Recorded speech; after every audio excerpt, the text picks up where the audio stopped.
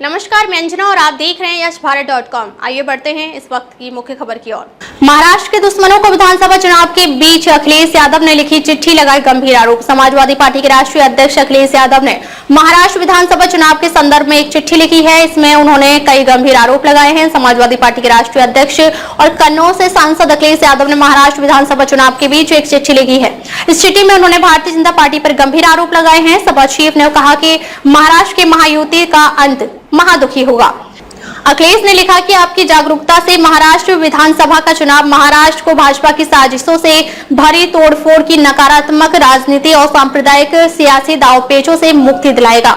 संयुक्त विपक्ष की सकारात्मक रणनीति और परस्पर समायोजन को भाजपा की नकारात्मक राजनीति समझ नहीं पा रही है। कन्नौज सांसद ने लिखा, महाराष्ट्र की अर्थव्यवस्था को धीरे धीरे खत्म करने के भाजपाई षड्यंत्र का खुलासा महाराष्ट्र की जनता के सामने हो गया है। भाजपा ने महाराष्ट्र के समाज के ऐतिहासिक सौहार्द और भाईचारे को भी तोड़ा है और राजनीतिक दलों को भी। भाजपा चाहती है कि महाराष्ट्र की आर्थिक, सामाजिक और राजनीतिक रूप से इतना कमजोर कर दिया जाए कि महाराष्ट्र के हाथ से देश के आर्थिक नेतृत्व की लगाम छीनकर किसी और के हाथ में दी जा सके। महाराष्ट्र की जनता और महाराष्ट्र के हितों की रक्षा करने वाली मीडिया कर्मियों के बीच आई राजनीतिक, सामाजिक और आर्थिक चेतना भाजपा के इस चाल को कामयाब नहीं होने देगी।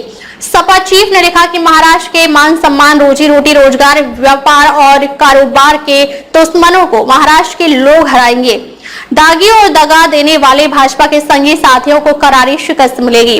भाजपाई महाभ्रष्टाचार के महापुरुषों की मूर्तियों तक को नहीं छोड़ा, बच्चियों के मान को भंग करने वालों को राजनीतिक पक्ष दिया।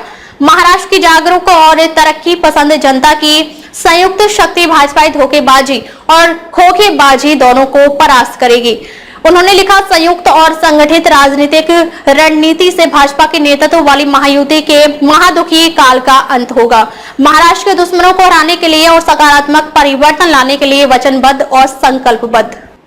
अब तक के लिए बस इतना ही। फिर मिलते हैं एक ऐसे ही बड़ी खबर के साथ। तब तक के लिए नमस्कार और देखते रहिए यशभारत.com।